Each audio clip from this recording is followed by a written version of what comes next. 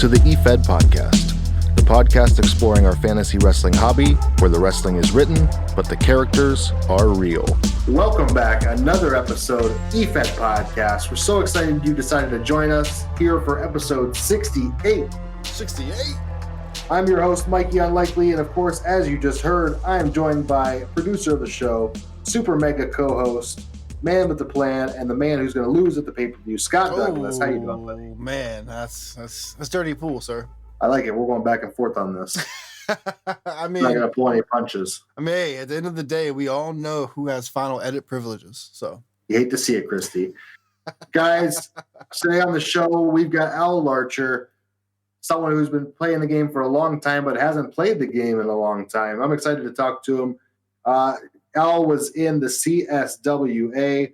He was in the IFWC, PCW, OSW, Prime, PTC, and the CWF. Also, Al was the Williams. You may have heard of them. Big Elwood Williams, Duke Williams, and Hoyt Williams, most famously. Big Hoyt! So we're going to talk about that and much, much more in the interview. I'm excited to get into it and dive into his history of wrestling and e-wrestling. He's a fun follow, so we're going to talk about all of that. The Efed Podcast, just bringing all these old handlers back out of the woodwork. You love to see it, Christy. You do love to see it, Christy. We're bringing people back. We're bringing new players in. It's fun. We're talking to so many different people from so many different corners of the game, and that's what's great about the podcast. It brings in the CAW players. It brings in your role players, your angle guys. Promo feds. Promo feds, the video promo feds, the dice feds. It's everywhere. It's crazy. So we're going to talk question of the week this week. Brian, this week it's time for your character to get a new theme song. Ooh. But you can only use real wrestling theme songs from any era. What do you choose? Man, I just got to go with Dr.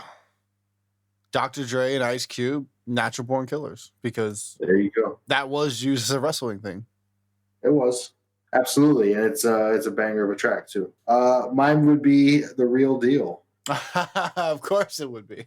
Of course it would be. What would you expect anything different? You're looking at The Real Deal now. Here's your receipt. I'm going to kick your sorry ass out of the street. You're looking at The Real Deal now. All right, guys, we're going to get to your answers for the question of the week here today. No spotlight this week on the show, unfortunately. Get at us if you'd like your Fed to be sponsored on the Efed Podcast. Hit us up on Twitter. Hit us up on Discord. We're always available. We're always here and ready to promote your Fed. It's the one loophole left. Promotion without sponsorship. Free promotion. Get at us. And how you can get at us, Brian, over on Twitter at the Efed Podcast. Indeed. Over on Facebook at the Efed Podcast. Indeed. Over on YouTube, search the Efed Podcast. Yep. Over on patreon.com/Efed Podcast. .com. And of course, the efedpodcast.com. .com. All right, and don't forget to check out efedtees.com, EWTees.com. .com. The .com is where you can get all of your Efed merchandise, your hoodies, your t-shirts, your underwear, whatever you need over at efedtees.com. Look out for those new Mikey Unlikely boxers. Just search, why did we do this? All right, guys, let's get into today's show. Here is a word from our sponsors.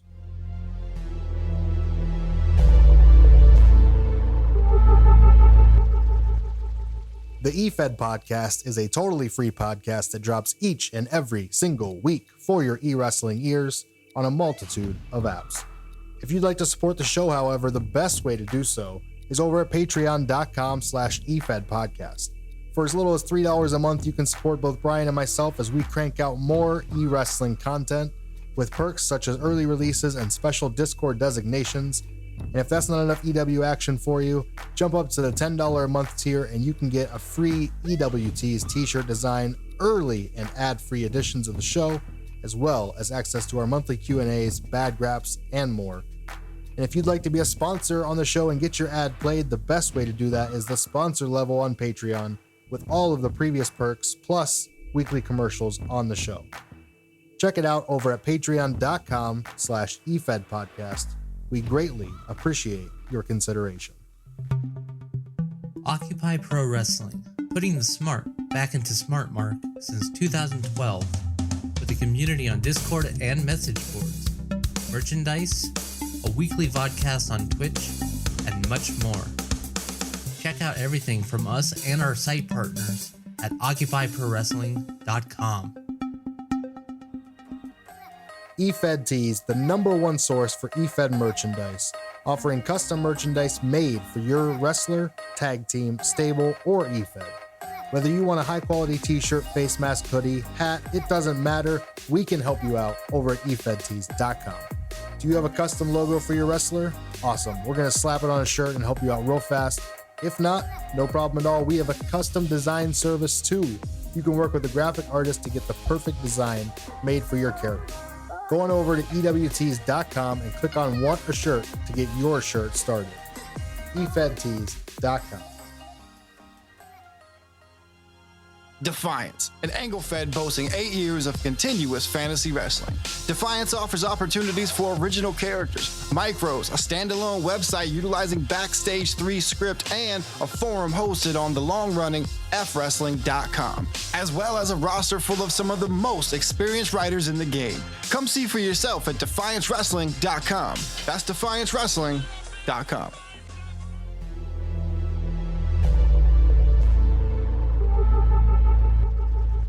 All right, guys, Efed Podcast, question of the week time. This week's question, it's time for your character to choose a new theme song. You can only choose real wrestling theme songs from any era.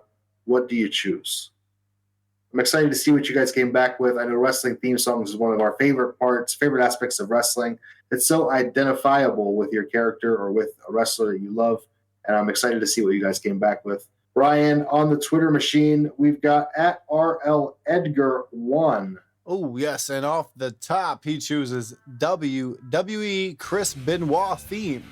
It's called Whatever by Our Lady Peace, I think it's called. Okay. I saw Chris Benoit theme song Whatever. I just thought somebody was like, whatever. No, the song is called Whatever. So, yes, Chris Benoit's theme, it is a great song. Very nice. Up next on Twitter, at Mom's Best Boy. Surely some Russian heel came out to the anthem of the USSR.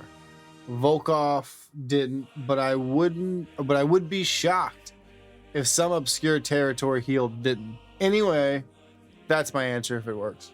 I'll give it to you. Yeah, I think it's like you said, I'm sure somewhere, somewhat, somehow, some way someone used it. Now, I left out the punctuation there. So is open parentheses, and then ending with, close parentheses. Is that the same as // I don't know that one yet, Brian, so I'm going to have to be schooled with you on that one. Okay, cool. We'll learn together. We'll learn together. Speaking of together, up next is Philip Legault at Armenian Beast. IIRC, the Bolsheviks sang the Soviet anthem. Open parentheses. Or, quote, sang, end quote. Close parentheses. While in the ring. Ellipses. Or at least if the opponent let them. Ellipses. Which was rarely, if ever. Period. Thanks, Brian, for that punctuation and grammar lesson. We really appreciate that. At Armenian Beast, I got to agree with you. It was always a fun gimmick when they would start to sing the theme terribly, only to be attacked. Oh, that's why it says open quote, sang, close quote. Yes. Because they did a terrible rendition. I got you. Yes. Yeah. Up next is at Vodka Marie. / Lita's Boy Hits Car theme. Absolute banger. It's a pretty good song. I know many people who were into it at that time. Brian, you don't know most of these theme songs, do you? I don't at all. I mean, just the USSR theme. That one I probably would know if I heard it, but not off the top of my head. I couldn't hum you the tune for sure. Up next on Twitter, Al Galpin at Albert UK. Spartan X, no contest, thumbs up. See, people are really into their themes. I like the enthusiasm. Yeah, I have no clue what he's talking about, but yeah. Up next on Twitter is Melissa Mcneil at Melissa_McNeil. Underscore. There's 2 in there. Double down. Oh, and an underscore at the end, yes. Punctuation king. There you go. Saves the day. For me, comma, it would be Tori Wilson's latter career theme, comma, A Girl Like That, which I actually used before my current one. So I guess I would go back to it. Hee hee, period. Say hee hee again. Hee hee. Emoji. I don't know what these emojis are. You love to see it. We're going to slice together you saying hee hee about 40 times. Like Michael Jackson. Hee hee. Intercut it with 100% and .com. .com. It'd be the why did Mikey ever put Brian on the mic master cut?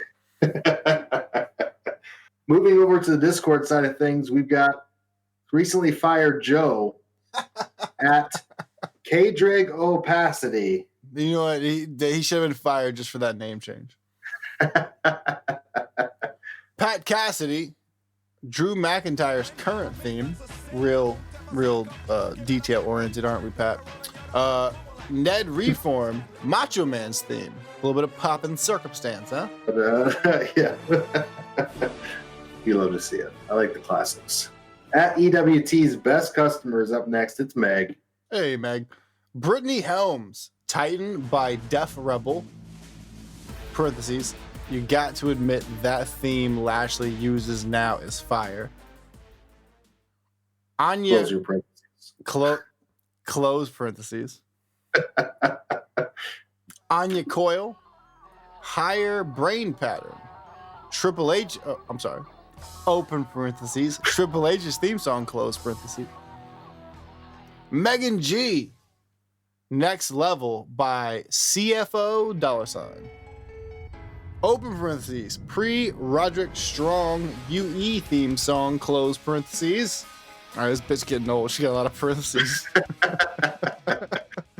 gotta stick to it. Haley Fiend, Need a Little Time. Open parentheses. Tori's theme song, close parentheses. If you're going to do parentheses, you picked the wrong topic to do it on. Everybody loves that for music. See, look, Meg takes the time to tell us not only whose theme it is, but what it's called so we can find it. Yeah. Meanwhile, Joe up here. Yeah, Drew McIntyre's theme, whatever. Yeah. Whatever the fuck he's playing right now. Thanks, Joe. Yelling at Zion's up next. It's Lynn's. Lynn's Gold Dust's original theme. I love that song. Now, she kind of did what Joe did, but I can't give her shit for that because we all know what that sounds like. Yeah. It's so dramatic and it's great. It's a great song. It's a Shattered Dreams production. It is. It really, really is. Up next on Discord, it's Studley from the SWA. Mr. Studley would use Voices, Randy Orton's theme. Fair enough. And that's a good song as well. Heard it so many damn times. As soon as Voices is said, if you don't hear that, I hear voices in my head. Like, Jesus. Brian, I think you have voices in your head. Oh, man. Up next is Rossi Orton. Comment section would use the Right to Censor theme song. I don't know what that sounds like, but obviously. Okay. That's it.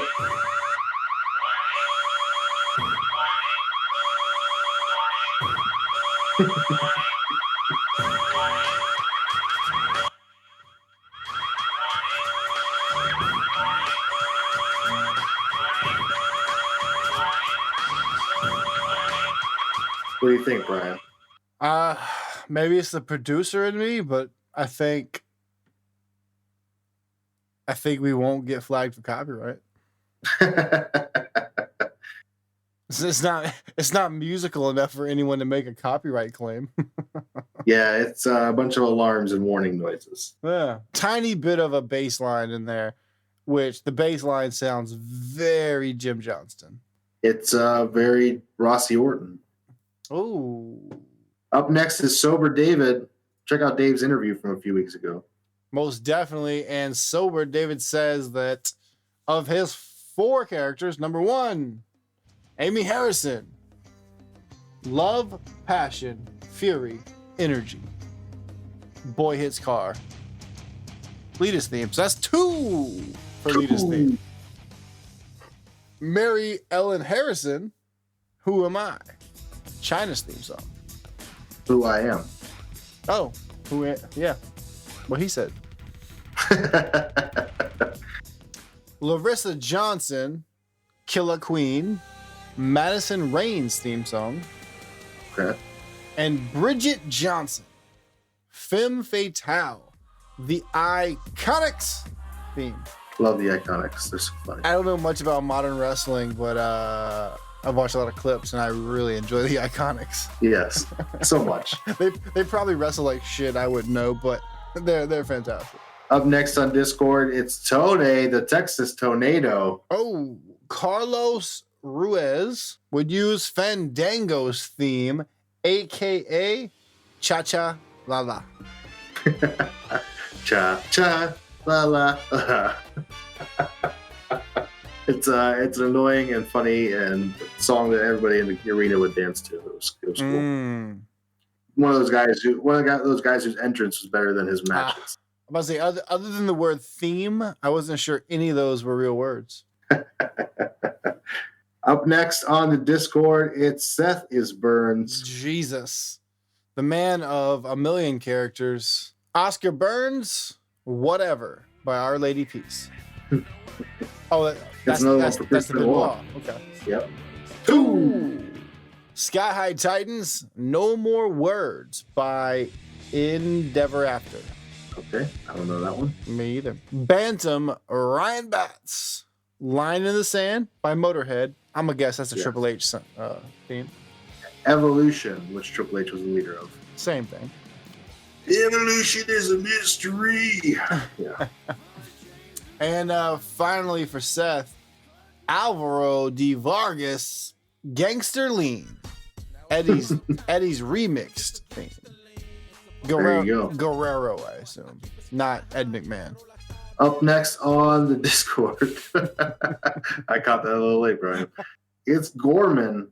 Gorman. The man who got me into Jesse Ventura. Oh, I think we all heard that last week, didn't we? That was on Paul's interview, actually, but I don't know if it made the interview. I don't think it made it in there, so I think now you got to give him a taste. Oh, now I got to do it. Oh, I don't know if I'm ready for it, Brian. I mean, just follow the money, man. Follow the money. Follow the Mikey money.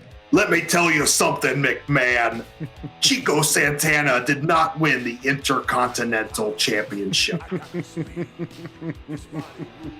That's fantastic. You just got to over-enunciate everything and kind of throw a little... throw that Minnesota on there. A little Minnesota in there. Minnesota. Just a little Minnesota. It's a barrel. Hi, Roland. All right, Gorman. Gorman, for Brock Newblood, it would be I Walk Alone by Salvia. Saliva. But he wrote Salivia. Yeah, it's very small here. I thought, never mind. And for the Saturday night specials, why would it be anything else other than Bad Street USA? Bad Street USA. I was just listening to, I just watched the War Games match with Michael Hayes and the whole crew against LOD and everybody else. It was so much fun. So it was a bad match USA. It's funny because now I'm going back and watching with the knowledge of other podcasts, and they always tell you when Hawk comes in last, everybody duck. Because he's so jacked up, he's so ready to go. The crowd's so hyped for him to come in. He just starts wailing on people. He's been back in Gorilla doing push-ups for fucking 40 minutes. And so I'm watching him right before he's getting ready to go in the cage, and he's like on the stairs, like ready to launch himself through that door. Second it opens, and I'm like, yes. And sure enough, he comes in and just starts slapping meat. It's great. Up next is Bobo. Bobo. Oh, God. Rolling by Fred Durst. He tells us it's the Undertaker theme, as if that wasn't indelibly imprinted on all of our brains, unfortunately. As Bobby Dean rolls his fat ass to the ring, and Mikey, I think we just have to do it. On three. 1, 2, 3. Roll it, roll it, roll it, roll it, roll it. Why? God. Hi, Roland. Yeah.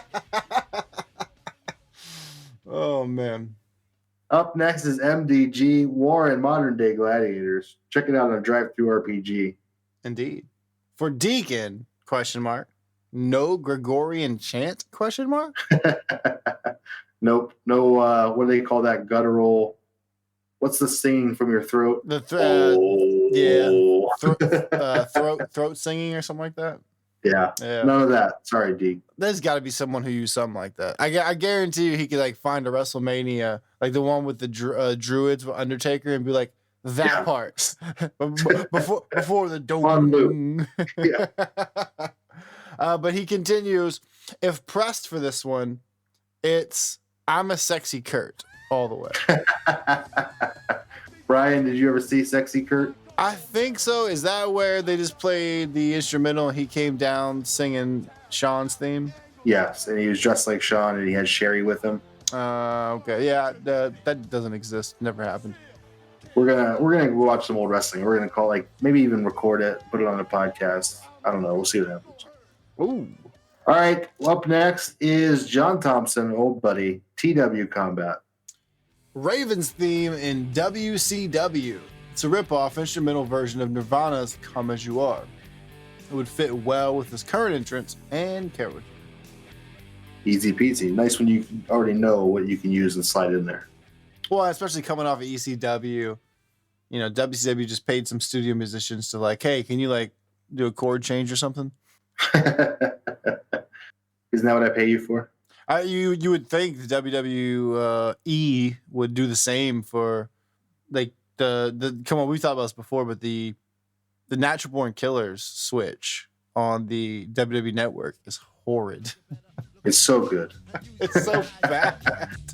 It's I love the one they replaced it with. I don't know why. I just like it. I could listen to the other on loop watching a New Jack match. I cannot listen to what they play. It's such a Casio keyboard beat. That's exactly what it is. Yes.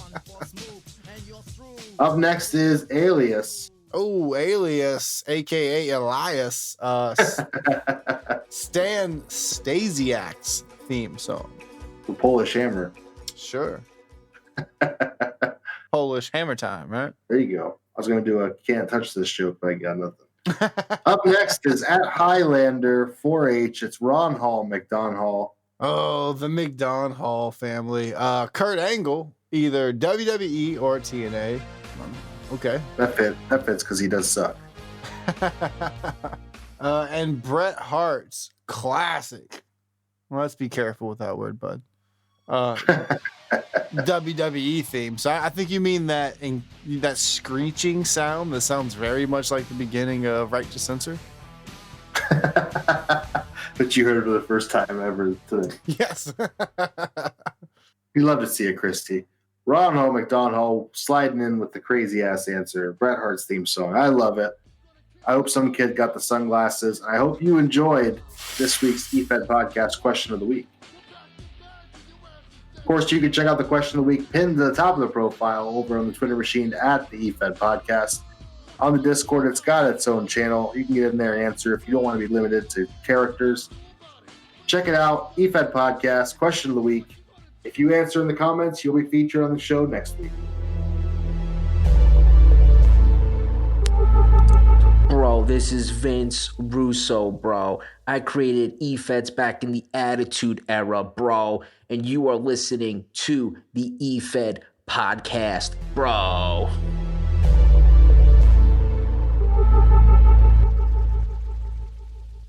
All right, guys, welcome back to another edition of the Efed Podcast interview series. Today, we're joined by a legend in the Efed game. We're joined by Al. Hold on, stop, cut, start over. First name, last name, what are you comfortable with? Anything's fine. Yeah. Al Larcher's good. Al. Okay. All right, guys, welcome back to another edition of the Efed Podcast interview series. Today, we're joined by a legend in the game, Big Al Larcher, joining us on the show, Efed Podcast. We're joining Al. He was the handler behind Big Elwood Williams, the Malice Man Duke Williams, and the many iterations of Hoyt Williams. We're going to get into that and much more on the show. He was in feds like the CSWA, PCW, Prime, OSW, and the CWF. We're going to talk about that much more. Al, welcome to the show. How are you doing, buddy? I'm doing amazing. This is wonderful to be here. It's wonderful to reminisce and remember these things. I've forgotten like 90% of everything. So if I screw up names, federations, feuds, it's all in the past, man. It's all good stuff. We're going to have a lot of fun. We're going to talk about all of these past feds that seem just, I started this Efed podcast, and I started really, really E-Fedding. I mean, I started way back in 2000. I was a 12-year-old, but we're not talking about me today. Long story short, I really came into the circle in like 2014 and really got a hold of the game and where everybody was. And so I didn't know the CSWAs. I didn't know some of these feds. And ever since I started the podcast, it's almost 50% of what everybody talks about. It's crazy. Yeah. It was a boom period. I mean, that's what it was. It was like everybody was doing it. It was popular. Yeah. And then it just kind of faded. Just like wrestling did it for a while. Amen. So let's talk about how you first got into wrestling. When did you become a pro wrestling fan, and who got you started? Well, I never was great in school, especially English, which will be a common theme throughout this whole thing. And I was failing some grades. I was getting into some trouble, and I stole like $20 from my mom's purse. I used to stay up late at night. I didn't have any supervision as a kid. So I would stay up late at night, and I'd watch Gorilla Monsoon and Bobby Heenan, and I'd be like, man, this is like amazing. This is a sport. This is what I think sports should be. And I loved that old school wrestling. So I stole $20 from my mom's purse, and I would go down to the dime store, and I would buy a bag of Doritos, a Mad magazine, a Cracked magazine, and then like one of the Bill Apter mags, and I would read about wrestling. And one time I ended up getting caught, and my mom, she was a snitch. She takes me down to the police station, and now I got to start seeing some shrink at the police station. And they're like, well, how can we get you to be better in school? And I'm like, well, I want to go see live wrestling. So it's probably about 86, 87. I remember going to the Rosemont Horizon, the famous Rosemont Horizon, just outside of Chicago. I saw Andre the Giant. I saw Hulk Hogan. But I just loved the heels. Besides Hogan. I mean, I was a mark for Hulk Hogan. I think like every kid back then. Yeah. And but I loved Bobby Heenan, and I loved the Heenan family, and I loved Rowdy Piper. And just seeing that this thing was real, this thing existed, like that, Howard Finkel coming to the ring and the microphone being lowered and just a single spotlight, it was when wrestling was very basic. I'm like, yes, this is what I love. This is Rocky. It's a Rocky movie come to life. And I was hooked from there. It's hard not to be. The spectacle is amazing. Yeah. So wrestling kind of evolved with me. When I was a teenager, the Attitude Era was happening. Yeah. And I was always right there at the Rosemont Horizon where, I was there the night Bret Hart tapped out, or Stone Cold Steve Austin passed out with the blood dripping. WrestleMania 13. Yeah. I mean, I went to the Hoosier Dome, WrestleMania 8, and saw, Macho Man win his second world title off of Flair. So, yeah, I was hooked. It was like a drug. That's awesome. You got to experience 2 WrestleManias. Have you been to any since? I went to the one in Dallas a couple years ago, and then I went to Wrestle Kingdom in Tokyo. That's awesome. So, we got a couple questions about that, too, so we're going to get into that, too. Sweet. That's awesome. So talk to us about who some of your favorite wrestlers then and all time today. Oh, man. I don't think there was anybody better than Bobby Heenan. And yes. So good. I got into radio, and these guys, they weren't doing the shoot type stuff yet, but they were still kind of doing local radio, and they would talk. So I got to interview Bobby Heenan, and, I found out he grew up right down the street from Wrigley Field here in Chicago. And I always had a connection with him. I always felt like, he was a Weasley kind of guy who could talk his way out of things. And I could relate. So, I was never a fighter. So I was like Rowdy Piper, Hulk Hogan, the Stone Cold era. I mean, I was hooked. I was all there for Stone Cold. For some reason, I really liked like Bad News Brown. And then recently, I mean, Kenny Omega. I love the New Japan stuff. Naito, Yano, all those guys. It's hard to pick favorites because everybody's always I've always liked the whole show, and everybody contributes. I mean, the women now are incredible. Yep. Even the little fellas are good. I don't know what you politically correctly call them these days, but everybody contributes to what is wrestling, and that's what I like. You like the show? I've always liked the commentators too, and I thought Gorilla Monsoon was great. I've always thought Jim Ross was a little overrated, but I mean he's been there my entire life, so the voice of your childhood, or I guess Bobby Heenan and them would be. Yeah. So you mentioned New Japan. You mentioned Yano. Yano doesn't get enough credit on the show. No, never gets a shout on this show. I love him.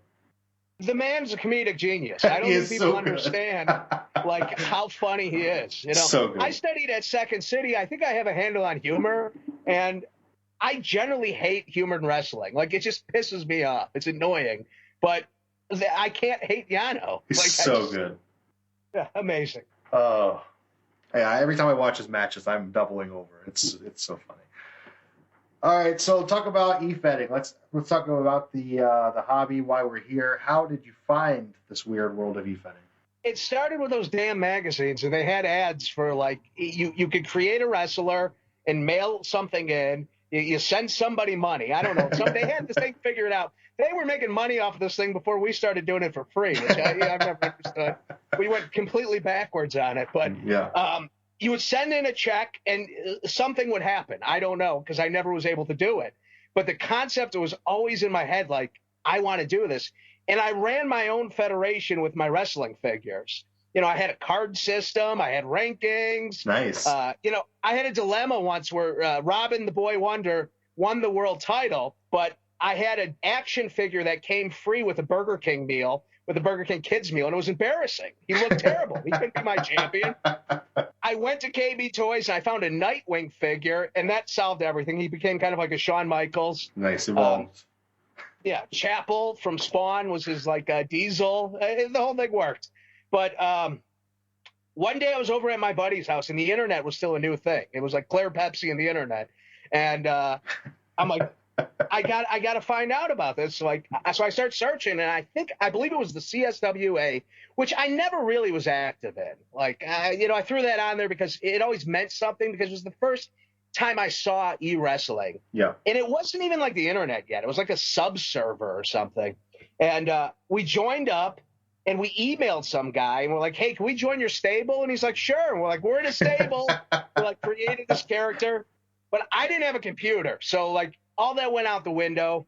And then like, I don't know, 94, 95, I finally got a computer, and it was all I wanted to do with a computer. I mean, I didn't even care about porn at this point. I mean, back then it was like one of those stripping pens. It was so slow to see anything. So e-wrestling was where it was at. I would go on and I would read all the dirt sheets and figure out what the screw job was all about. And then it started moving into e-wrestling. I found a federation, created a character. It was Big Elwood, which my AOL screen name was always Big Elwood 9. Mm-hmm. And I never realized it had like a dirty connotation to it. Like that, Big Elwood, like people thought something that wasn't, because it was just simply a wrestling character. Because my friend's dad used to call me Elwood from the Blues Brothers, because I was kind of like a wayward kid. So yeah, I created this character, which I'm pretty sure Juice Robbins recently ripped off when he went full-blown Blues Brothers. But I created like this Blues Brothers character, and it flopped. It was terrible. But whoever the fat head was at the time, and again, I'm terrible with names. I'm not going to remember anything, and I feel really bad about that. But he told me, he started like, hey, why don't you do something when you go to the ring? Write that you're dancing. And so I started writing this, and then I went to another federation, which might have been PCW, and that was with Ron. And he started like, here's what you need to do. You're funny. Write humor, and it just started evolving from there. And next thing you know, I was hooked, and I was, was like a upper mid card guy. So you found e-fedding, you got right into it, and it was role play feds that you were into? Yeah. And this was a big problem with me and my career and my vision of what e-wrestling should be and what it was and what it became was I was really into the trash talking, and I missed a lot of school growing up because, again, I didn't have any parents. I was like Peter Pan, and there was no structure. So I didn't pay attention in school. I never really learned English and structure. And to this day, I struggle with commas. I struggle with the rules of grammar. So back then, you just wrote a script and you just made fun of people. And I was good at that. I could make fun of people. And as it evolved into stories, I realized I had to change and I had to learn, and I started evolving into stories. But then by the time I got to Prime, it started becoming something where it was guys were telling their own stories that had nothing to do with wrestling. They were just writing. Yeah. And it was about being the best writer. Mm-hmm. And I was never going to be the best writer. I was going to be the best. I could be the best guy in wrestling, but I couldn't be the best writer. It became so character development where they started talking about their lives and their wives and their day jobs and so on and so forth. Absolutely. Yeah. That's what I also consider the dark period of wrestling. Yeah. It's just not my style.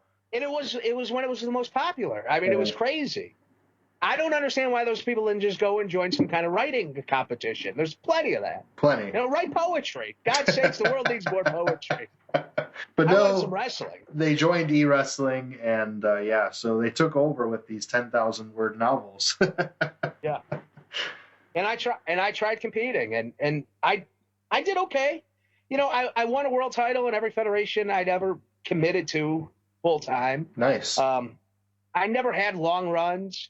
I always thought I should have been more. I was always that guy. In hindsight, I realized I couldn't be. Yeah. Because of my limitations.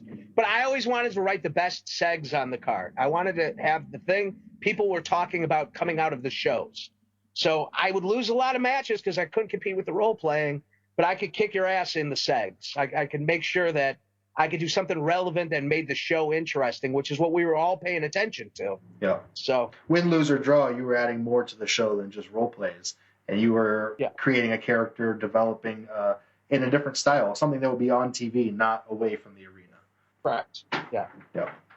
Well, very good. So you got into that, and then what happens next? You're in these feds, and these people start writing these novels. You say you can't compete.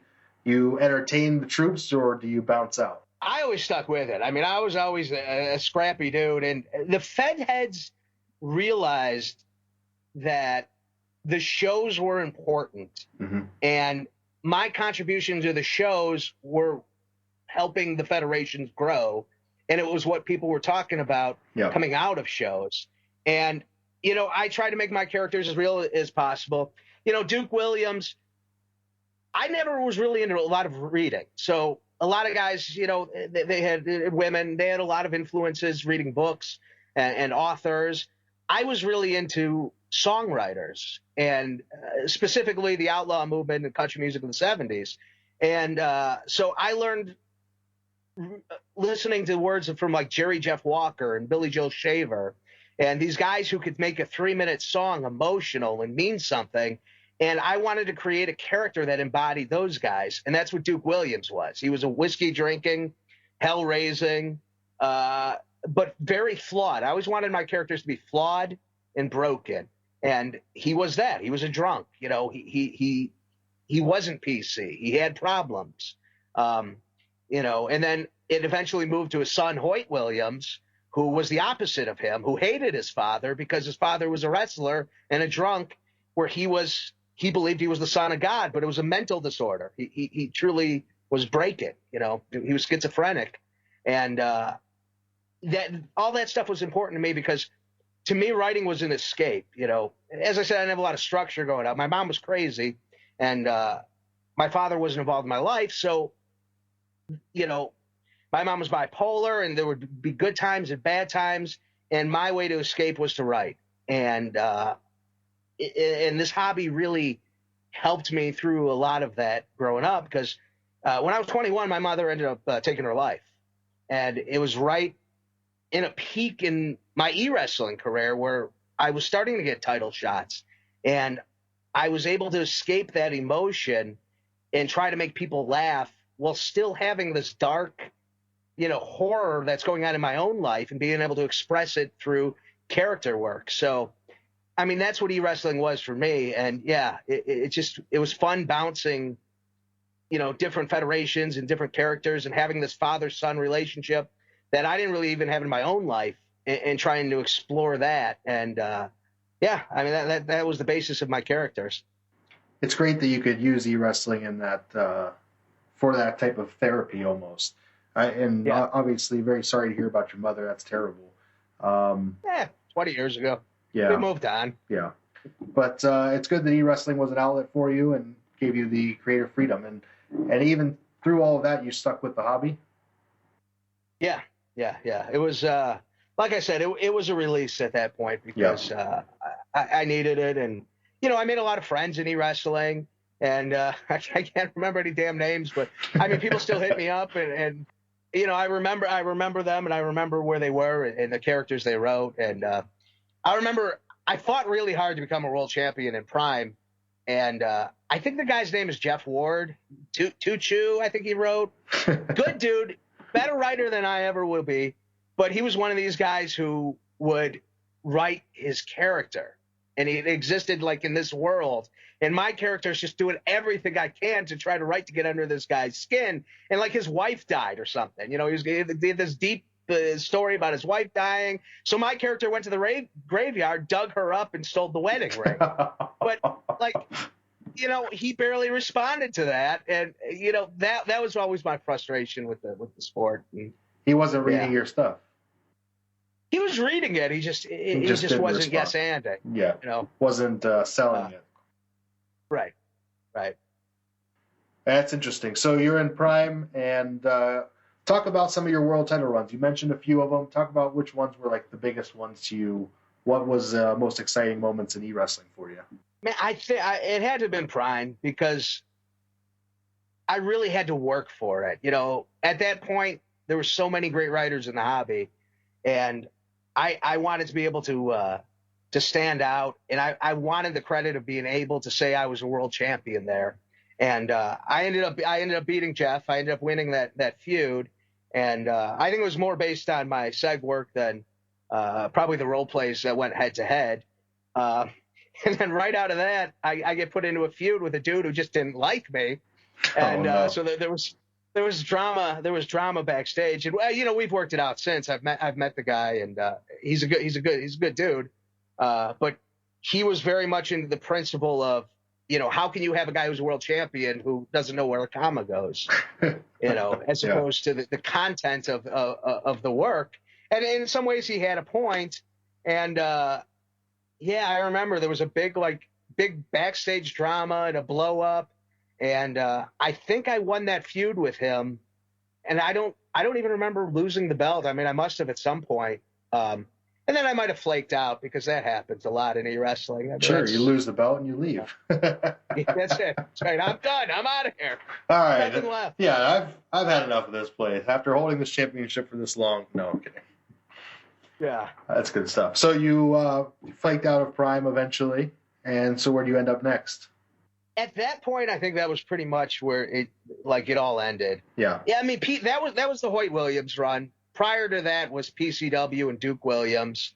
And, that was probably the most fun I had at e-wrestling because it hadn't yet gotten too serious. Yeah. It was moving into more of the writing aspect of it. There was a guy, Ivan Stanislav. He was the big Russian. And I was Duke Williams, like the All-American. And I wanted a feud with him so bad. But the Fed head just was like, you guys are different characters. Like, he's very serious. You write comedy. And like, it never happened. And that just crushed me. So you start understanding your role and your vision of how people see you and your place, because it is important. I mean, there's only so many world champions. There's only so many guys who can be on the top. And I think anybody who writes, especially competitively, you want to get to that place. And, nobody wants to be the carpenter in anything. And, now that I'm older, I respect the dudes who just play the game just to play it. They don't care where they are on the card. They're just out there having fun.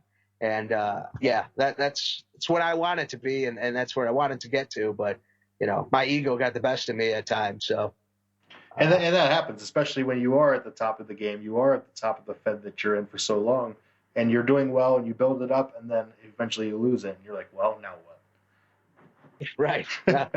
Where do you go from there? Well, very good. So you mentioned all your characters. They're all Williams. You mentioned to me prior to the call how that came about. You want to touch on that? Yeah. So Duke Williams started with, I wanted to take Elwood Williams and like expand on a new character. And I wanted to base him on country music. And I was always a big Hank Williams Jr. fan. I loved Bocephus. I loved the hat. I loved the shades. I loved the beard. I loved the look. I loved the diamond rings. I liked, he was cocky. Everything about him I wanted to put into a wrestling character. And I didn't actually see Dr. Death Steve Williams wrestle, but at that point in my life, but I'd read magazines about him. And when I originally created a character for the mail-in Efed that never happened, I went through the dictionary one day and spent hours trying to find a word to be the name of my wrestler, and I came up with Malice. So I'm like, well, that's a badass name. So I'm like, well, but I don't want that to be my name. And in hindsight, I mean, I think it makes for a cool, like, female wrestler name more than a dude, even though Malice could go either way. But anyways, so I wanted a guy who was based on somewhere between Jerry Jeff Walker, Chris Christopherson, Dr. Death Steve Williams, and Hank Jr. And I'm like, well, Williams is a common theme here. So we're going to go with Williams. And I believe the character was based, he was a brother of Hank Williams. He was a half-brother of Hank Williams Jr., who was a bodyguard for Chris Christopherson. And somebody tried to stab Chris Christopherson, and Duke Williams snapped the guy's neck. And Chris Christopherson said, wow, that's a Malice man. And that's where the nickname came from for the character. So amazing. Yeah, I started writing role plays based on songs. I would take a song and then I would just write, a character based on the story. And that's where Duke came from. I mean, his finisher move was Whiskey Bent Hellbound, which is a Hank Jr. song. And the finisher was the Oklahoma Stampede, which was Dr. Death Steve Williams' finisher. So, I mean, that all kind of that's where I stole it, because people steal everything. And so I love that character. It was my favorite character ever. I had a lot more success with Hoyt Williams, but Duke Williams was where it was at.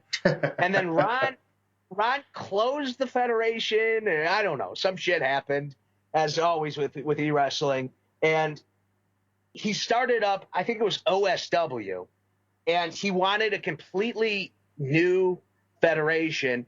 And if you were an old handler from the old federation coming to the new federation, you had to have a unique character that was brand new. It could not be the character you had in the past. I love that. And I was pissed. I was like, I want to be Duke Williams. I'm not done with this story. So I started thinking, and Johnny Cash just released one of the Rick Rubin albums with the song Personal Jesus on it, the Depeche Mode song. Yep. He was covering that.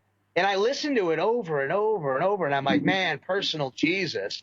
And I've always had kind of this love-hate relationship with Christianity. I went to Catholic school as a kid, but I kind of fell out of faith.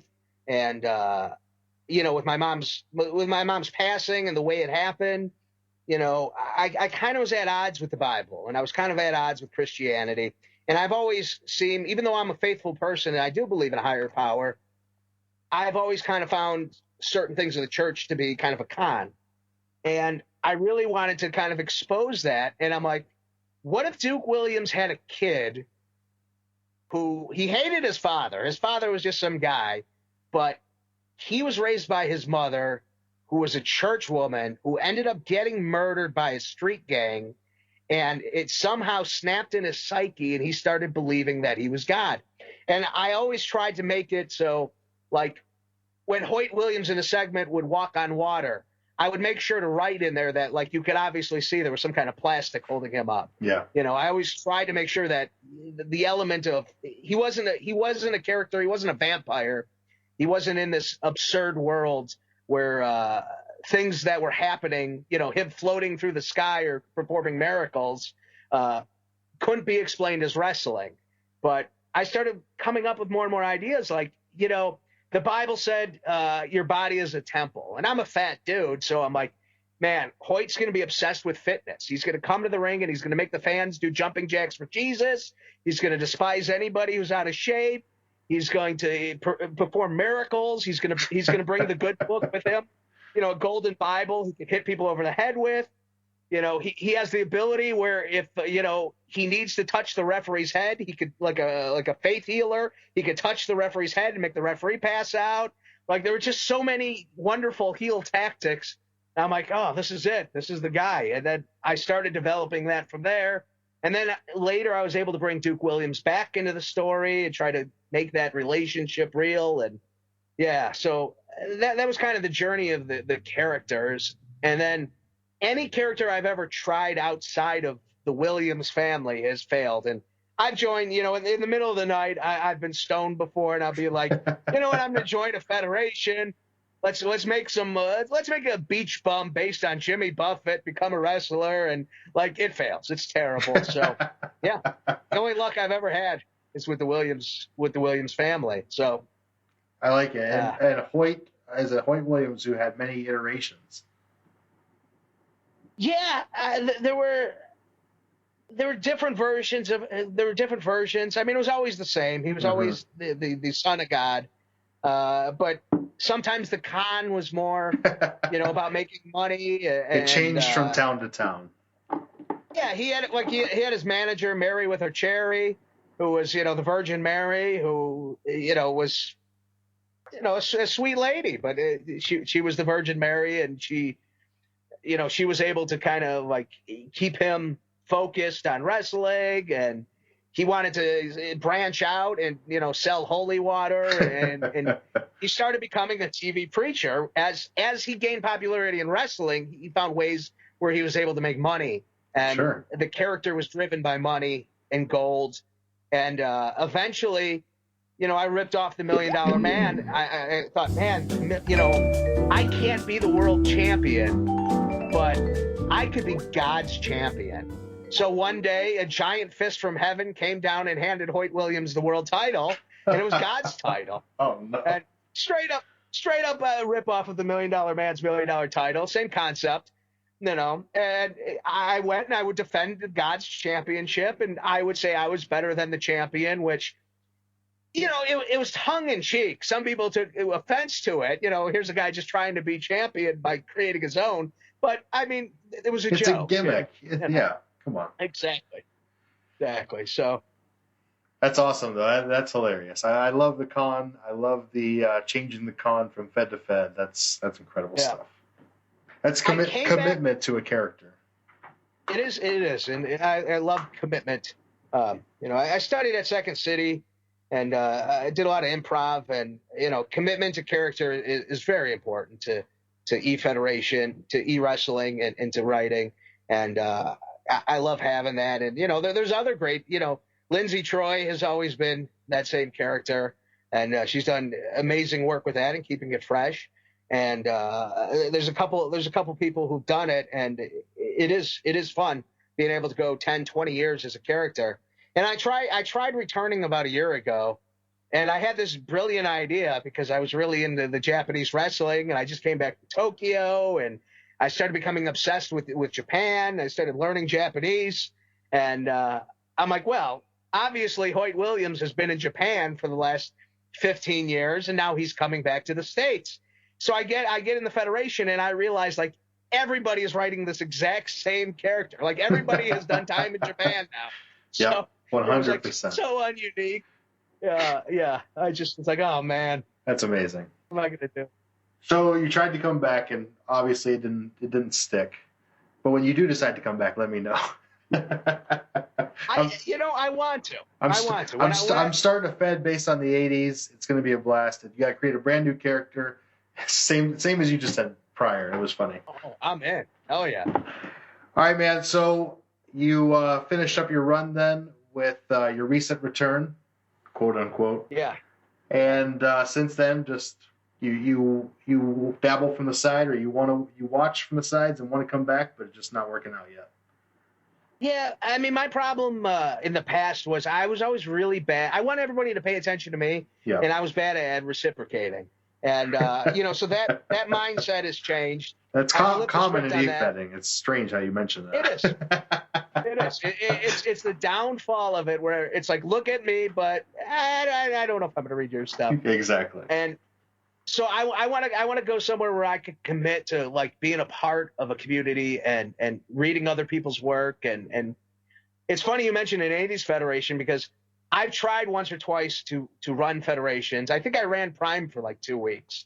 But my limitations with grammar, just it was too much. But I wanted to create, and I got a roster. I had everything ready to go. I wanted to create a wrestling federation that was based about like 1975 Texas. There you go. And it was going to be. I had this giant. I created this character who was the world champion, who was this giant. He was like 7'5", just a big Texan, a big hillbilly who was getting old. He was like 43, and I wanted the federation to start and to see who the good players were, to figure out who was going to beat the giant.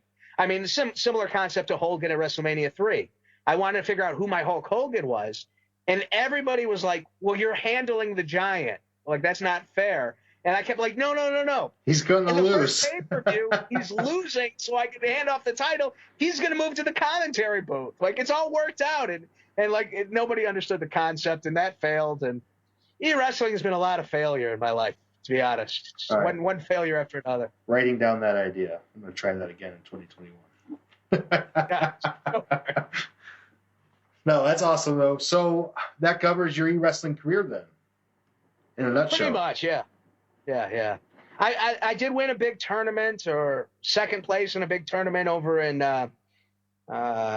PTC, the community. They had a big tournament, and that was near the end of my run in e-wrestling, and I had to write a story. And people always told me, they're like, "Hey, you write like Hunter S. Thompson." And I go, I don't know who that is. I don't read. And I was unemployed at the time, and so every day I would walk to Borders Books, and I would buy a cup of coffee, and I would just sit and read books. And I read a lot of nonfiction. I do read. It's just nonfiction. Like I'm reading Classy Freddie Blassie's autobiography right now, and I got a book on the concepts and evolution of plays in the NFL. Like that's the kind of stuff I read. I don't necessarily read fiction. Well, I decided, and drugs entered my life at this point. So I would get stoned, and I would walk down to the bookstore, and I would buy a cup of coffee, and I would read. I read Hunter S. Thompson, and I'm like, I get this guy. I understand the comparison. I'm nothing like him, obviously. I mean, he's a real writer. I'm just a guy who's e-wrestling, but I get why there was this comparison. So I started trying to steal his style, and I decided a buddy of mine couldn't drive, needed to stay in a hotel for some conference. And I'm like, all right, I'm going to get a room in the hotel, and I'm going to stay there. And I'm going to take it from my character's point of view of what it's like living on the road and staying in these hotels. And it just happened. I got really high, and I just wandered around the hotel, and I went to the basement, and there was like a group of cross-dressers who were like hooking up in the basement. Like it was just like something that was happening down there. So like I wandered into that room, and I'm like, well, this is weird. Like who knew this happened? I didn't know this happened at hotels, but sure enough. And then there was like, I went upstairs, and then there was like a con going on where people were selling like a timeshare. And I'm like, wow, this is interesting. And like, I just started writing. I had a little notebook. I just wrote everything down. And like, there was a barber shop in the hotel. I'm like, oh, the wrestler's going to go get a haircut at and he obviously knows the barber because he goes to this hotel all the time. And I wrote this really massive like role play. It was like 10 pages, which was a hell of a lot for me. Like it took like 2 weeks. And I ended up winning a tournament with that, or second place. I don't remember. And so that was like the pinnacle of my role playing or writing. And so that's it. I think that's it. Well, that's a good summation. I mean, you had a good run between, when would you say? 94 to about 14. That's a hell of a run. That's 20 years. Yeah, it's crazy to think. Right? It's crazy to think about. It's like, that's why I can't go into detail with things. 'Cause Yeah. like it was so long and so many people and so many good times and so many bad times. And So many I fans. probably remember the drama more than anything. Well, good. We Man, can get I into don't that have too. pissing. I pissed everyone off. Like I somehow have the ability to piss people off, and it happened in e-wrestling. So I'm sorry to all those people if I've ever pissed you off. Said everybody in Hey. wrestling. All right. Al, it's time for the questions from the crowd. Are you ready for these? Now I'm nervous. And you haven't seen these. I have no idea what's coming. As far as I know, yeah. These are from our Discord over at the Efed Podcast community. Check it out. Up first, we've got at EWT's best customer. It's Meg. Is your Twitter handle a parody of the BSB song? BSB? What the hell's the B? Like, I'm a DJ. I don't know what a BSB is. That's Backstreet Boys. You don't know that? Oh, man. Damn. Yes, it is. Larger than life, yes. See? It absolutely is. Man, The kids, they abbreviate everything. that's teamwork. I like it. What advice would you give to an up-and-coming handler in the game today? Immerse yourself in everybody's work. Like, know what's going on. Contribute to the show.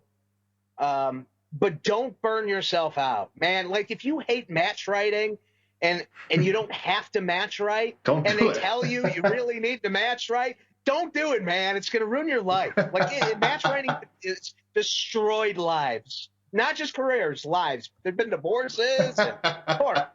From match training, I like it. Especially ones that the right person doesn't go over. Up next is John Thompson at TW Combat. What do you feel is the most satisfying moment of your e-wrestling career? Satisfying. I don't know, man. Like, getting a role play in on time with like 5 minutes left. Like, there's nothing more satisfying than that, because everyone feels like you've waited. They feel like you're sandbagging. Like, man, you're just waiting for the deadline. But no, like, you're somebody who procrastinates for a living, and you wait to last minute to write, and then you're trying to proofread, and you don't even have time for that, and you don't know how to use grammar anyway. So screw it. Anytime I won a world title was pretty satisfying. Yeah. I mean, I would go to Red Lobster and eat a lobster afterwards. That's a celebration. All right. What do you feel is your most disappointing moment in the hobby? Probably like being a dick on the out of character like message boards. Like, I was young. I was like 20. Yeah. I was pissed off at the world. I could have been a better person at times. So I think I'm disappointed in myself on that. I never was disappointed in a loss or somebody being better than me. I feel like I could have learned more and studied a lot more of writing during the time I was doing it. Like, I could have gotten like a how-to book, So I'm disappointed in that. That's a great answer. And from the first time someone's pointed back at themselves as a handler and said, hey, I could have done this better. Yeah. Yeah. That's what's needed. It really is. What is another hobby of yours other than our wonderful hobby of e-wrestling? Well, I'm one of the best daily fantasy football players in the country. True. I've won 2. Won serious money. I've won some. Yeah, like I went to Wrestle Kingdom on winnings from fantasy football. I would have won the Millie Maker twice if I was in that. I just didn't have the funds to play the Millie Maker. But I've won 2 tournaments with over like 400,000 people. Yeah. I get fantasy football from the daily aspect and the year long. I'm getting better at that. So, but that's a true hobby. You have to. I mean, I'm looking at numbers constantly. I'm reading books. I'm reading game theory. I'm reading how the stock market and poker correlate to fantasy football. Like, it doesn't even make sense. But yeah, my hobbies are definitely, I guess, football in general, but fantasy football, gambling, and video games. I'm nonstop gaming. That's awesome. Good question. Thanks, John, for the questions. Up next is, hi, Paul. It's Paul also from CSWA. What's your favorite CSWA memory not directly involving your character? Well, see, now that's a problem. Not getting in would probably be it. Yeah, I mean, CSWA, like I said, it never was a federation I was truly It's in. how you found e-wrestling. It was how I found e-wrestling. I had a character in there. I might have done one show, but I didn't have internet. I joined years later, and they had a very slow pace, very methodical. I think they did a show every year. I think they did one show. They did half a show, and the role play deadline was like 6 months. And but it was amazing. Like, I get it now. Now that sounds like amazing to me. But, you know, I was in a federation where I was grinding and constantly, you know, you had to role play every week. You had to match write every week. You had to write segs every week. I mean, it was like 20, 30 hours. And then to go into something that was so slow paced, I never really got into it to have any memories of Other it. than that stable that you were jumped in. Yeah. I emailed the dude and I got into the stable. It was great. Yes. All right. That's how it all started. All right. Who is your favorite handler in the game to work with? Oh man, I think his name is Tony Kelly. He's some Irish kid. Yeah, he was good. There were a lot of people. You know, Lindsay was fun. This guy Matt was good. But again, I'm just giving like first names. There's no context to it. So I like somebody who. This was when AIM was a thing, Yeah. and you go on the AOL Instant Messenger, and you'd be like, "Hey man, you want to do a seg? What do you say? Let's just do it. You know, we're backstage right now. You know, why don't you start?" And just literally improvising a seg, Yeah. just live on AOL, just copying and pasting, and then going back and be like, you know what? It'd be funny if I said this, and just doing it. Like I said, I eventually got into Second City, and you know, a lot of it came from that. That's where I learned how to improvise, was through AOL Instant Messenger and writing segs with people. And anybody who approached it that style, I got along with and I enjoyed working with. Or people who knew how to get crazy and had ideas like, you know, hey, why don't you attack me and let's do this, where there was a little bit of angling, even if it was a role play federation. You could still angle. You could still tell stories within the shows, even if the final outcome of the feud is decided by a role play. Like, you know, you got to work with people. And anybody who's willing to do that was like cool with me. Is there any character type or role play style that turns you off immediately? Yeah, long ones. Long ones about people who are, I don't know what they're doing in their life. They're going to the shopping mall. They're doing anything but wrestling. That always drove me crazy. And then, you know, yes, your grammar's perfect and you tell lovely stories, but my God, man, it's wrestling. It is wrestling. At the end of the day, that's what we're all doing. Fantasy wrestling. Still real to me, man. It's still real to me, Still real damn to it. me.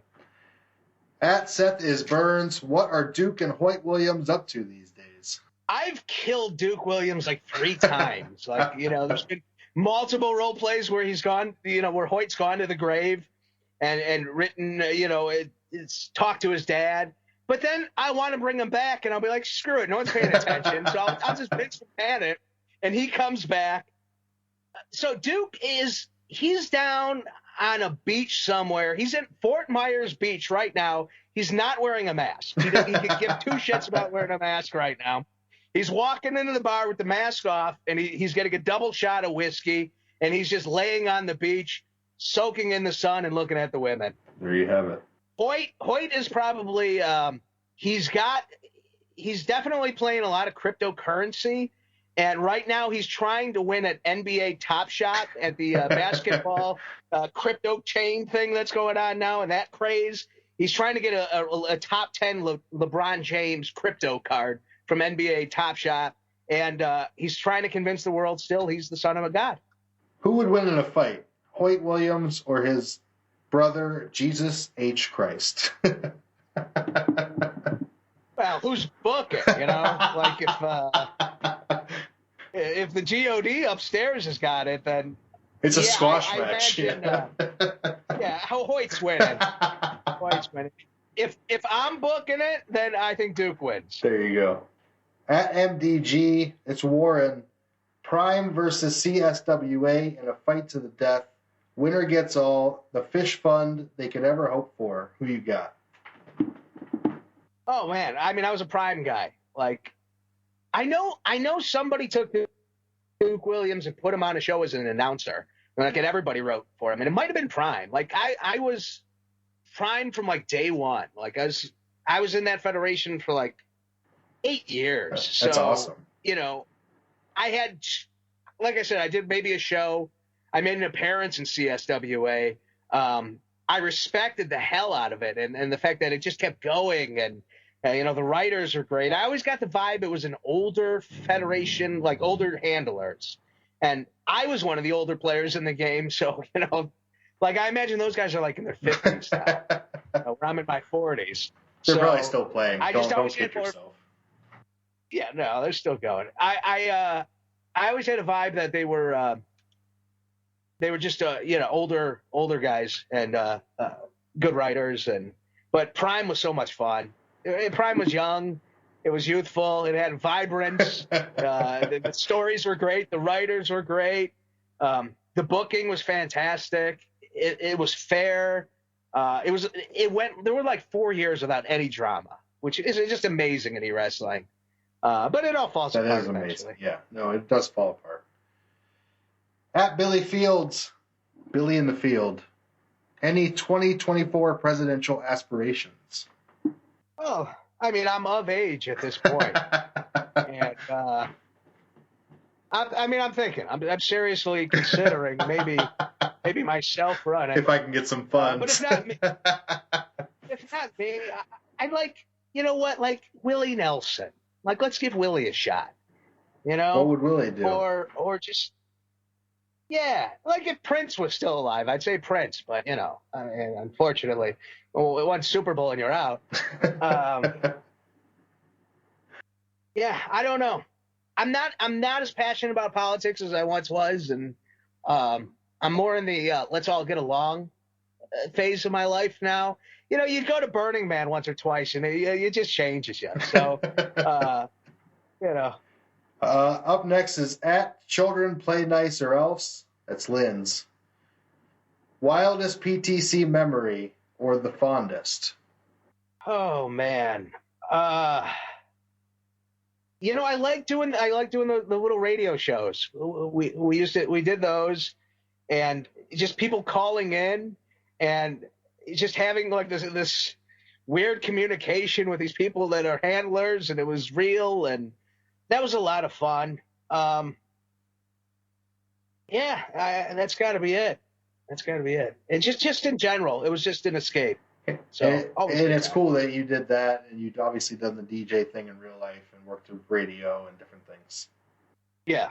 So what made you decide to rebrand Hoyt Williams as, I'm going to murder this one, Kayushishiu, the social justice warrior in 2019? Yes.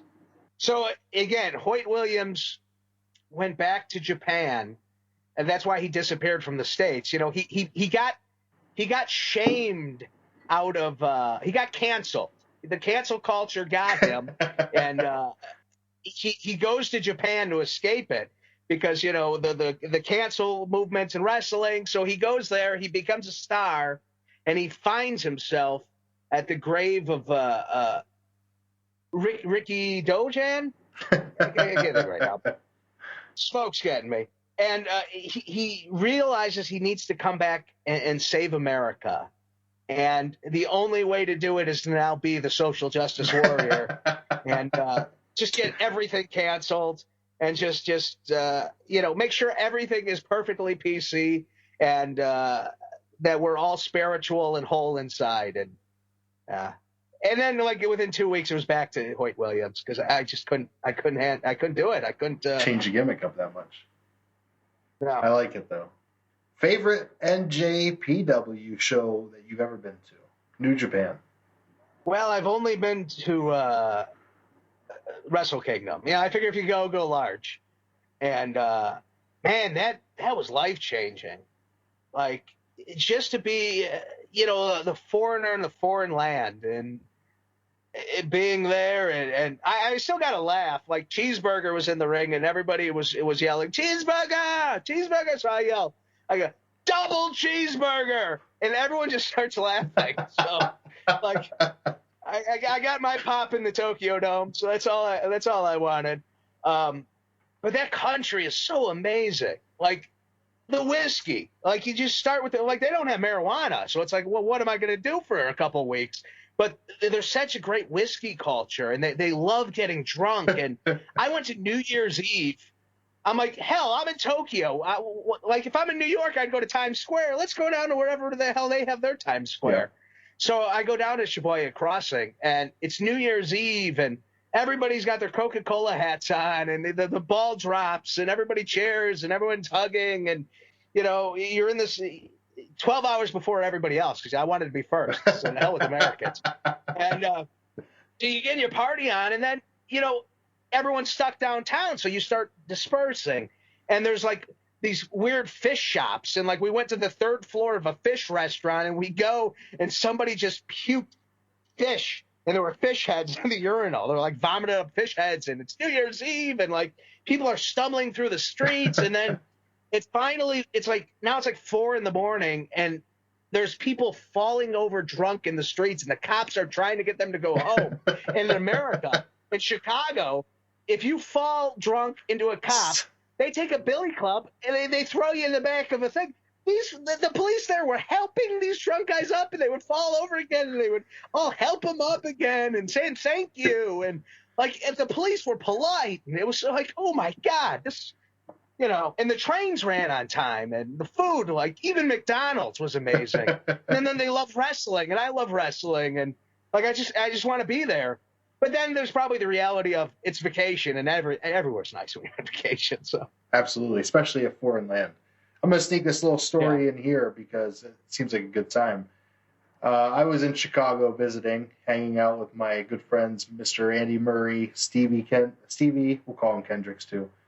And we go to this bar, and we're hanging out with you. We meet you. Yeah. And you're the DJ at the bar, spinning the tunes, and we got you to play, what the hell was it? We got you to play a song that was AC Romero's theme over there when we went to the event. I can't even remember now. Oh, okay. I can't even remember now. Yeah. But we got you to play a song, and we all popped for it because we were drunk and hammered and wrestling fans. And then we noticed we're sitting there, and New Japan Wrestling is on the TVs at the bar. We're watching Wrestle Kingdom. You're on the DJ. It was such a cool moment. That's a great place. Yeah, we just opened back up. It's Trader Todd's in Chicago. There you go. It's a karaoke bar. And my life's like an 80s movie because Ogre from Revenge of the Nerds, he's friends with the owner. So Ogre comes in, and, you know, he's yelling about nerds. And, you know, we got people are singing Journey songs. And, you know, I mean, things are obviously a little shut down right now. But, yeah, that was great. Did we do a shot of Malort? We did. We did some Malort. You're the fourth or fifth person that tricked me into Malort. It was crazy. Because they were free. That's why. Exactly. When I went to Tokyo, I went to Minoru Suzuki's shop, and I brought him a bottle of Malort. And he's like, oh, you know, he's like, what's it taste like? And I'm like, it tastes like shit. And he goes, shit? I'm like, oh, man, I just stepped in it, man. Don't kill me. I'm like, yeah, but it's tough. It's tough. He's like, okay. Just gotta put it to the side. If you're ever in Chicago area, please ask for a shot of Malort. It is wonderful. It will cleanse your soul. It'll cleanse something.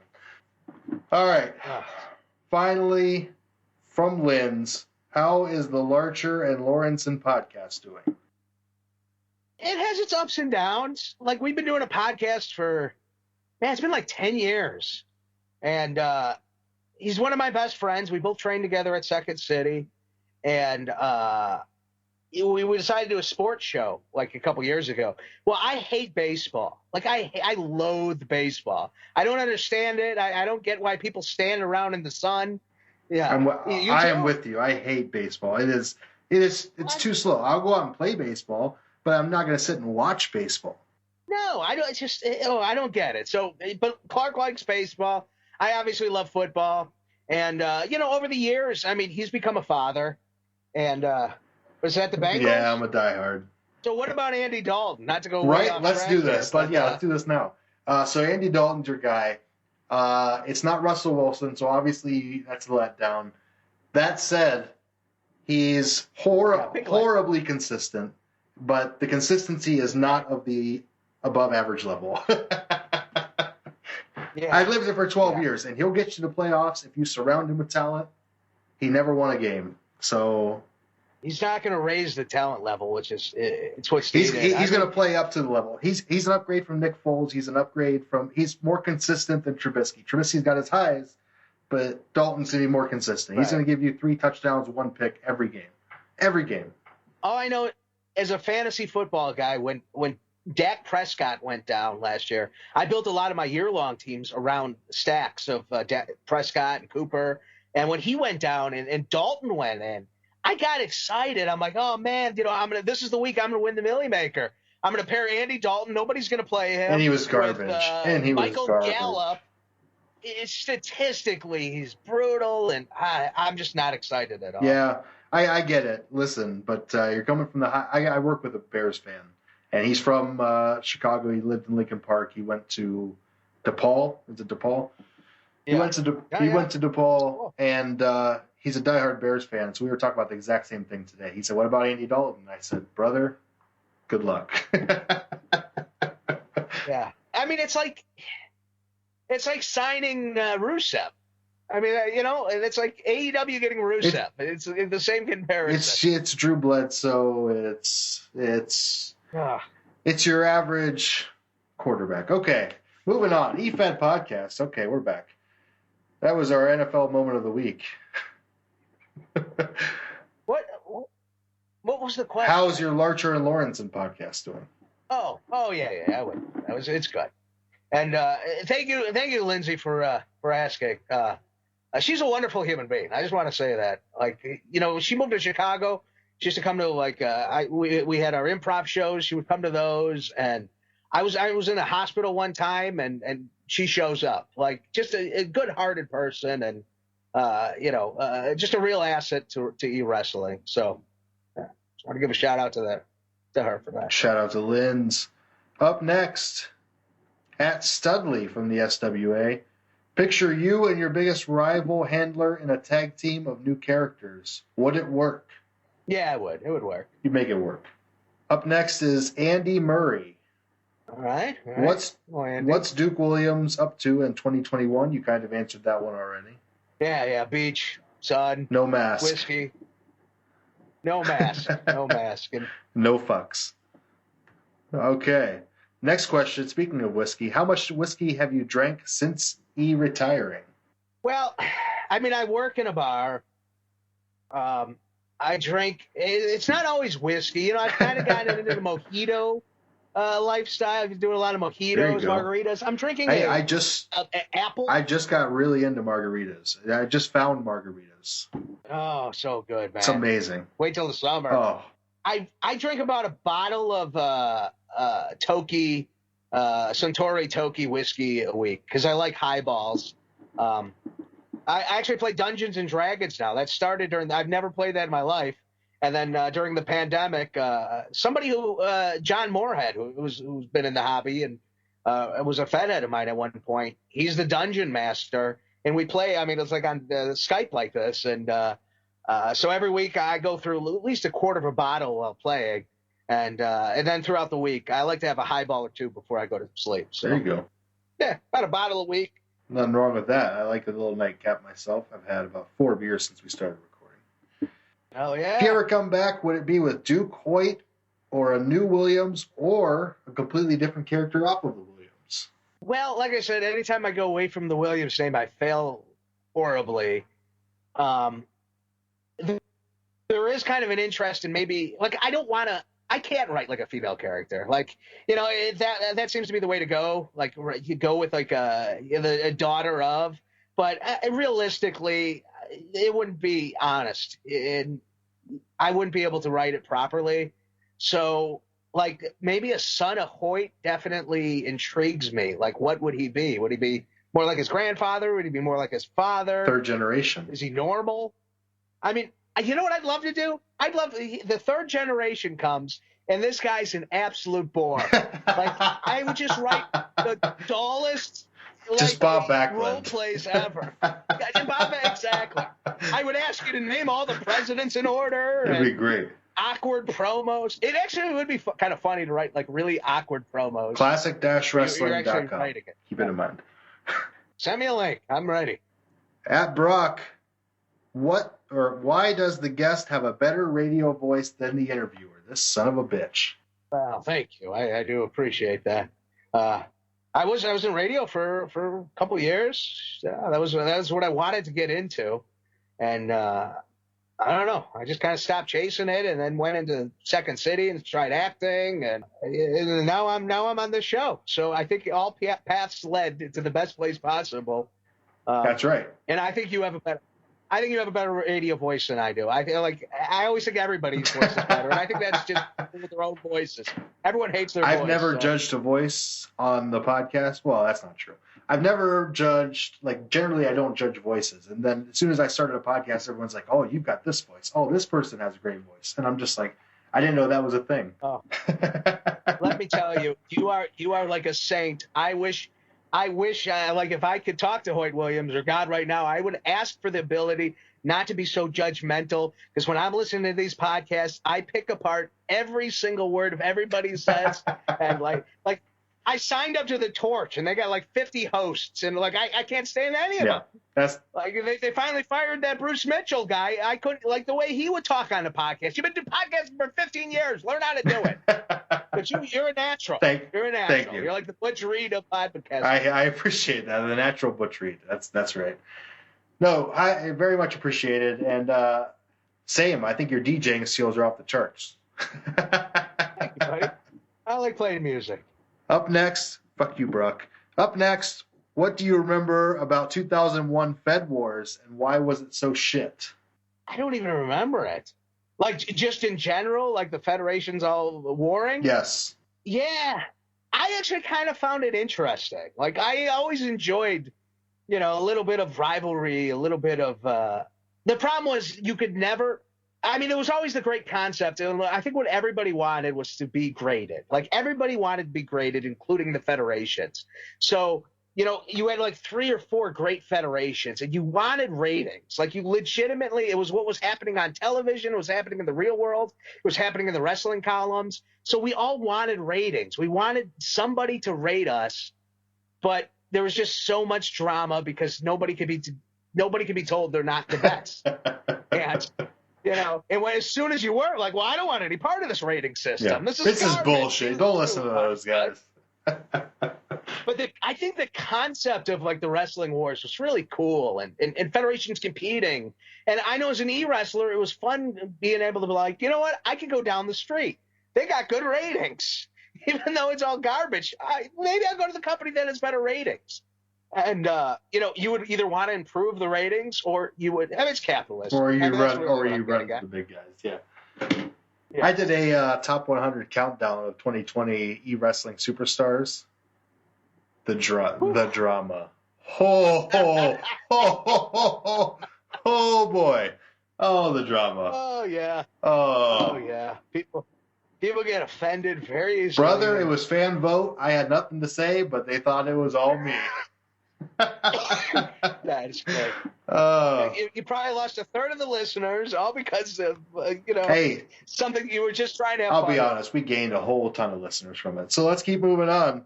Thanks, guys.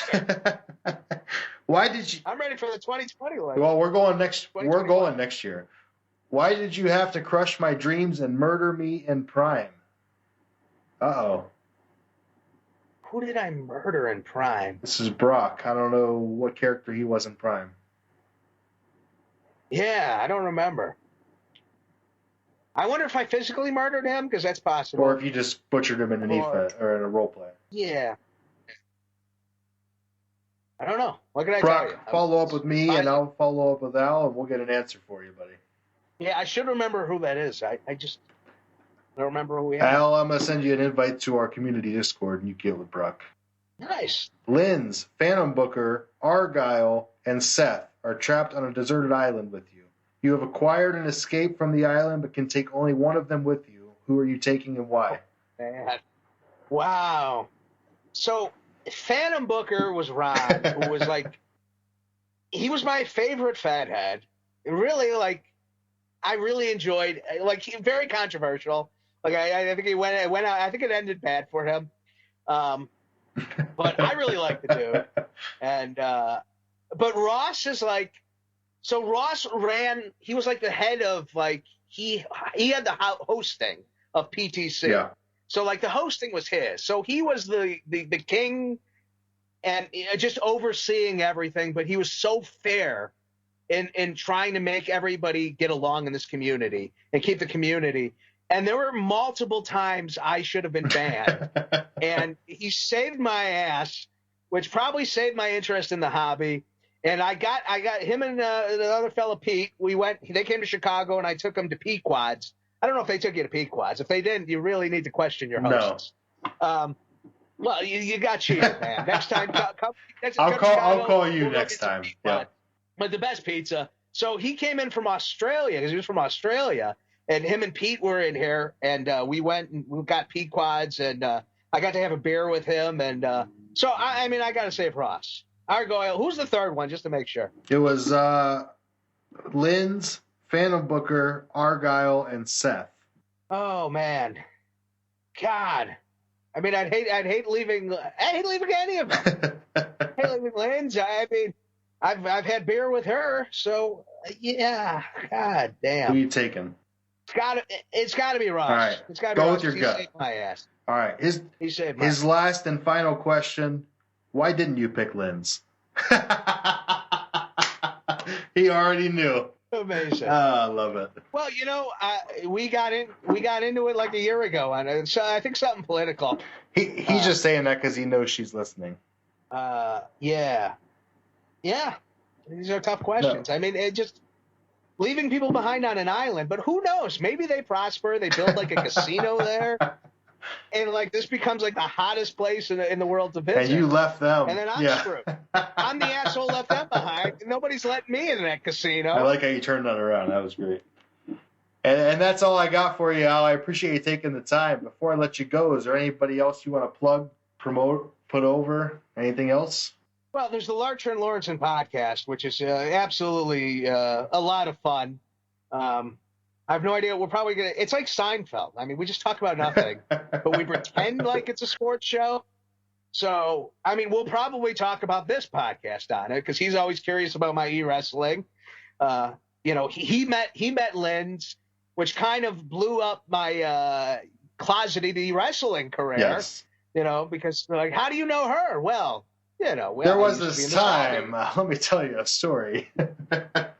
I like to tell him I'm a multi-federation Hall of Famer. There you go. So he should be lucky to do a show with me. So yeah, at Larcher and Lawrenson, we do it on really it's like Walgreens. Anywhere you can find Walgreens, you can find anywhere you find this podcast, you can find that podcast at Larcher and Lawrenson.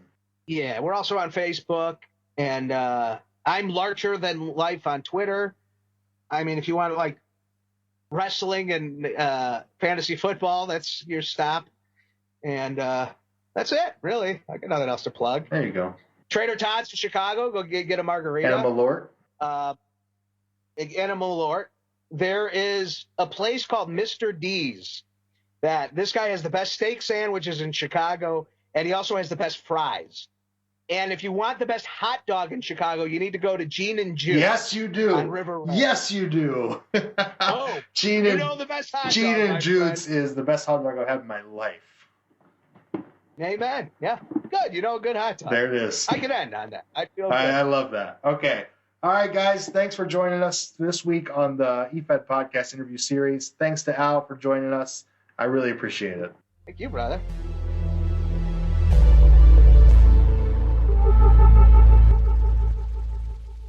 All right, everybody, that was a great time talking to Al, learning about his history as an E-Fedder and trying to convince him to come back to the game. Hey. Like we do everybody we talk to. Peer pressure. Really enjoyed my time. I know he's a very busy guy. He's got his own podcast. He's got his own job he's doing and everything else. So I'm glad he got to sneak in the time to do ours, and we got to talk about a little bit about e-wrestling. Indeed, great interview. Always great to hear that perspective from someone who's been doing it so long. And I got to meet Al once, and unfortunately, we met for like an hour, but That's the way things go with e-wrestling sometimes. But hey, I had a great time talking to him today, and maybe moving forward we'll talk some more. In the meantime, guys, thank you so much for listening to today's episode 68. We really appreciate it. We're going to be back next week, same time, same channel, whatever channel you're listening to us on. We really appreciate you tuning in. For Brian, I'm Mikey.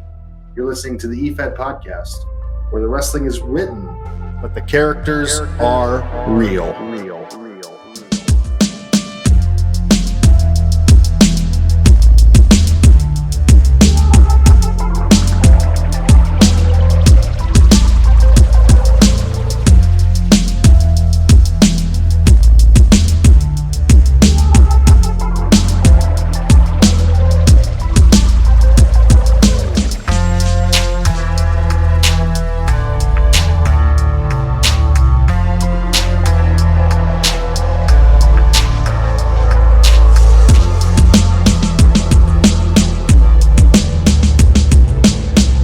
You've been listening to the Efed Podcast, only on the Atomic Jobcast Network, presented commercial-free on Patreon.